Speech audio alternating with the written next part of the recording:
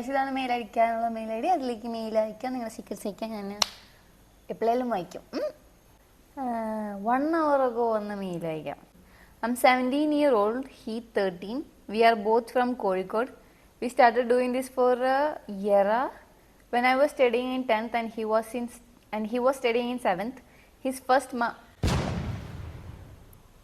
M was on his birthday 11th October. Why should we care? And why should we care? Why is this an important information? Maybe please know. And I tasted his first. We don't want to know. Mail അയച്ചേക്കുന്ന ഒരു boy. Bro പോയി food കഴിക്കും. Food ചോറ് തിന്നെ. വേറെ ആ മെയിലിനെക്കാട്ടും മുന്നേ ഒരു മെയിൽ അയച്ചിട്ടുണ്ട്. Same boy. Hi, it's my first time telling a secret. I am 17-year-old and I do with a 13-year boy. It's been 1 year. 2025 2 year ആകും. It all started in 2023, first day of my 10th class and his first day of 7th class. ഞാനിത് edit ചെയ്യുമ്പോഴാണ് ശ്രദ്ധിച്ചത്, next year ഇയാൾക്ക് 18 വയസ്സാവും. അപ്പോൾ ആ 13-year-old boy മൈനറും. നിങ്ങൾ വലിയൊരു ആളുമാണ്. You could get arrested, so don't do it. In the first we just doing it for fun. After I do for my fun, എനിക്ക് അവനോട് എന്തോ ഇഷ്ടം പോലെ തോന്നാൻ. I know it's weird. ഇഷ്ടം പോലെ തോന്നിയത് is weird. Not doing all of that stuff is weird. Don't know, I love him so much. അവനാണെങ്കിൽ എന്നോടൊന്നുമില്ല, only friends and us. That's all. But he is now going to Sabarimala. ഓൻ മാല ഇട്ടു. അതുകൊണ്ട് ഞാനും ഓനും January 5th വരെ ഒന്നുമില്ല, just friends. But it is really really hard. But he said he kissed his classmate. Hey, we don't want to know this. ഞങ്ങൾ നോക്കുന്നത് ഭയങ്കര ഡാർക്ക് ആയിട്ടുള്ള ഇത്. ഒരു കണക്കിന് ഡാർക്കാണ്, പക്ഷെ ഇങ്ങനത്തെ ഡാർക്ക് സീക്രട്ട് വേണ്ട. അടുത്ത സീക്രട്ട്, വായിക്കാൻ വിട്ടുപോലെ എൻ്റെ ജീവിതമാണ്. ഇതൊരു സീക്രട്ട് ഒന്നുമല്ല, എന്നാലും ഞാൻ പറഞ്ഞു വരുമ്പോൾ സീക്രട്ട് വലുത് ഇടയ്ക്ക് കയറി വരുമോ എന്ന് പറയാൻ പറ്റില്ല. പിന്നെ ഇത് ടൈപ്പ് ചെയ്ത് വരുമ്പോൾ ലോങ് ആയി പോയേക്കാം. Sorry for that. It's okay. ഞാൻ പറയാൻ പോകുന്നത് എൻ്റെ കഥയാണ്. ഞാൻ 10th പഠിക്കുന്ന സമയത്ത് ക്ലാസ് ഒക്കെ അവസാനിക്കാറായി. ജനുവരി ആയെന്ന് തോന്നുന്നു. എൻ്റെ സ്കൂളിൽ തന്നെ +2 പഠിക്കുന്ന ഒരു ചേട്ടനെ കണ്ട പാടെ എനിക്ക് ക്രഷായി. ഞാൻ അപ്പോൾ തന്നെ പോയി പറഞ്ഞൊന്നുമില്ല. ഇന്നുള്ളതുപോലെ അന്ന് എനിക്ക് അത്ര ധൈര്യമില്ലായിരുന്നു. ആ ചേട്ടനെ കാണാൻ വേണ്ടി മാത്രം ഞാൻ +2 ബ്ലോക്കിൻ്റെ ഫ്രണ്ടിലൂടെ പോകുന്നത് പതിവാക്കി. ഇന്റർവെൽ സമയത്ത് ലഞ്ച് ബ്രേക്കിനൊക്കെ ഞാൻ അവിടെ തന്നെ ചുറ്റിപ്പറ്റി നടക്കും. ഞാൻ ഒറ്റയ്ക്കല്ല, എൻ്റെ 2 ഫ്രണ്ട്സും ഉണ്ടാവും. അങ്ങനെ ഒരു ദിവസം ആ ചേട്ടനോട് ചെന്ന് സംസാരിക്കാമെന്ന് തന്നെ ഞാൻ തീരുമാനിച്ചു. ആ ചേട്ടൻ +2 സയൻസ് ആയിരുന്നു, ഞാൻ 10th. അപ്പോൾ +1 സയൻസ് എടുത്താലോ അതിനെക്കുറിച്ച് ചോദിക്കാമെന്ന് ഉറപ്പിച്ചു. ഞാൻ അവൻ്റെ അടുത്ത് ചെന്നു. ചേട്ടാ, ഞാൻ 10th, ഇനി +1 ആകുമ്പോൾ സയൻസ് എടുക്കാമെന്നാണ് വിചാരിക്കണേ. അപ്പോൾ അതിനെക്കുറിച്ച് ചോദിക്കാൻ വന്നതാണ് എന്ന് പറഞ്ഞു.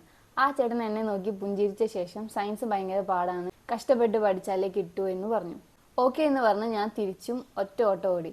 പിന്നീട് എക്സാം സമയത്ത് ആ ചേട്ടൻ്റെ കയ്യിൽ നിന്നും ഓട്ടോഗ്രാഫ് വാങ്ങിക്കാമെന്ന് പറഞ്ഞ് ഞാനും എൻ്റെ ഒരു ഫ്രണ്ടും കൂടി ചെന്നു.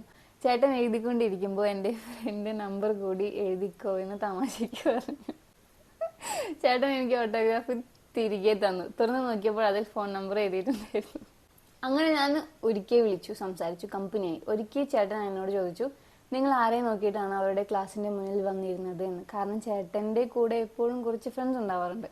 അപ്പോൾ ആരെയാണ് ഞാൻ നോക്കിയിരുന്നത് എന്ന് ചേട്ടനെ അറിയില്ലായിരുന്നു. അപ്പോൾ ഞാൻ പറഞ്ഞു ചേട്ടനെയാണെന്ന്. ചേട്ടൻ തിരിച്ചൊന്നും പറഞ്ഞില്ല. അങ്ങനെ ഞങ്ങൾ തമ്മിൽ നല്ലൊരു ബോണ്ട് തുടങ്ങി.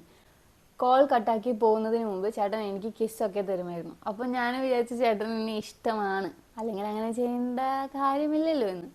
അങ്ങനെ ഞങ്ങളുടെ ഇടയ്ക്ക് വഴക്കൊക്കെ ഉണ്ടാകുമായിരുന്നു. എനിക്ക് ചേട്ടനെ മിസ് ചെയ്യാൻ വേണ്ടിയാണ് ഇടയ്ക്കിടെ അടി ഉണ്ടാക്കി പോകുന്നത് എന്ന് എന്നോട് പറഞ്ഞിരുന്നു.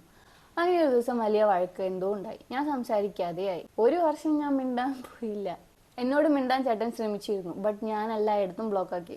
അങ്ങനെ 1 വർഷം കഴിഞ്ഞ് ഞാൻ ഒരിക്കൽ മെസ്സേജ് അയച്ചു. എന്നോട് നോർമലായി തന്നെ സംസാരിച്ചു. പിന്നെയും കമ്പനിയായി.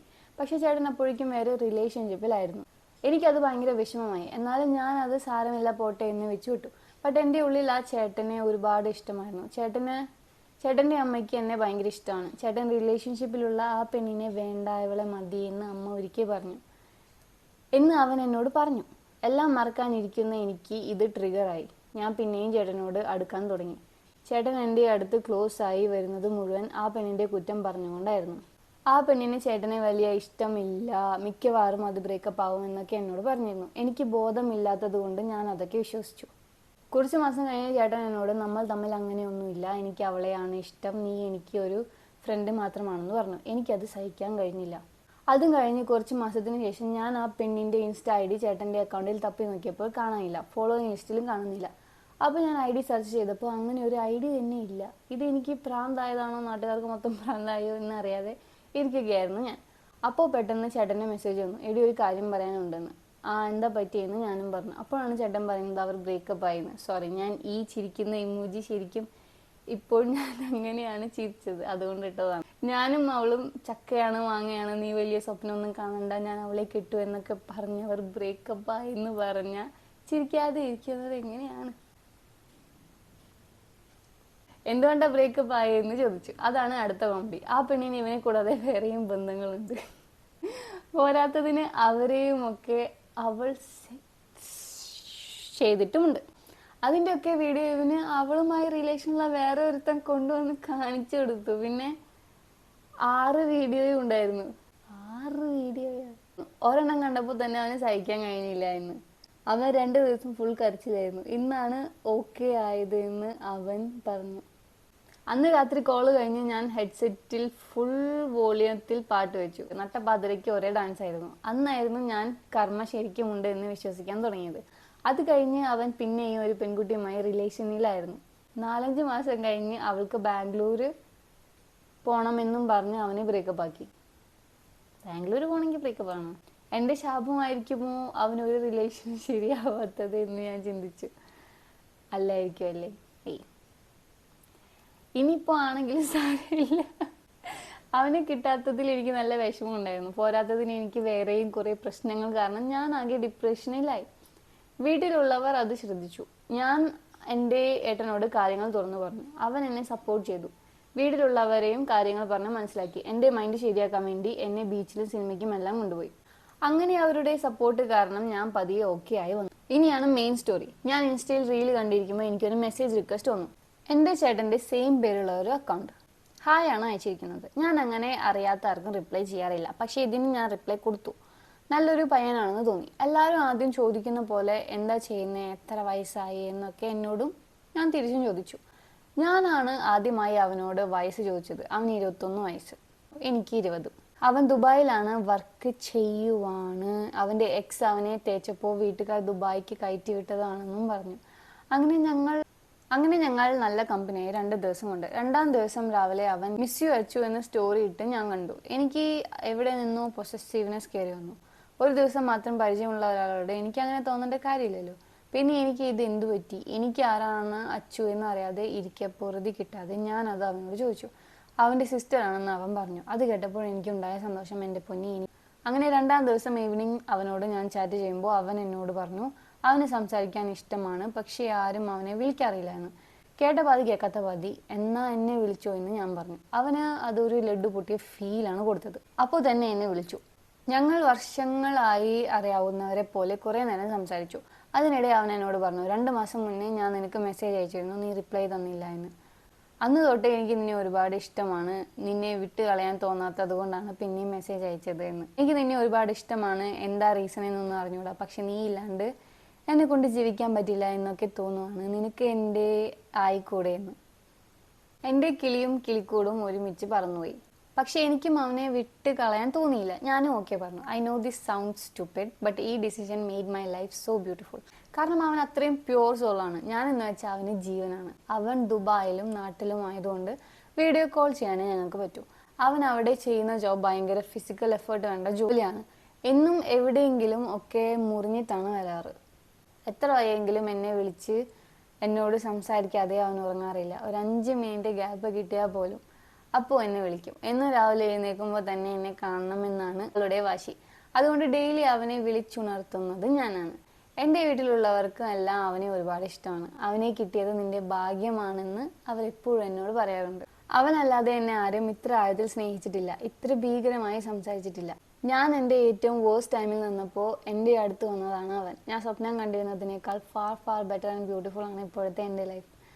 അവനാണ് അതിൻ്റെ reason. He's the best boy friend and also the best friend. ഞാൻ എൻ്റെ ലൈഫിൽ ചെയ്ത ഏറ്റവും എക്സ്ട്രോർഡിനറി കാര്യമാണ് അവനുമായി റിലേഷൻഷിപ്പിലാവുന്നത്. 2 ദിവസത്തെ പരിചയം കൊണ്ട് ഒരിക്കൽ പോലും നേരിട്ട് കണ്ടിട്ടില്ലാത്ത ഒരാളുമായി ഞാൻ റിലേഷനിൽ ആയത് മണ്ടത്തരം തന്നെയാണ്. അങ്ങനെ ആരെയും പെട്ടെന്ന് വിശ്വസിക്കാൻ പാടില്ല. പക്ഷെ അന്ന് ഞാൻ മെസ്സേജിന് റിപ്ലൈ കൊടുത്തില്ലായിരുന്നെങ്കിൽ എൻ്റെ ലൈഫിലെ ഏറ്റവും ബെസ്റ്റായ ഒന്നിനെ ഞാൻ മിസ്സാക്കുമായിരുന്നു. ജൂലൈ 28 ഞങ്ങളുടെ ഫസ്റ്റ് ആനിവേഴ്സറിയാണ്. ഐ എം സോറി ഇത് ഒരുപാട് ലോങ് ആയി പോയതിന്. And thank you. താൻ ചെയ്യുന്ന വീഡിയോ ഒക്കെ ഞാൻ എപ്പോഴും കാണാറുണ്ട്. You are doing really well. Keep going. All the best. Thank you. പക്ഷെ കല്യാണം കഴിഞ്ഞത് ആനിവേഴ്സറി ആണോ അതോ?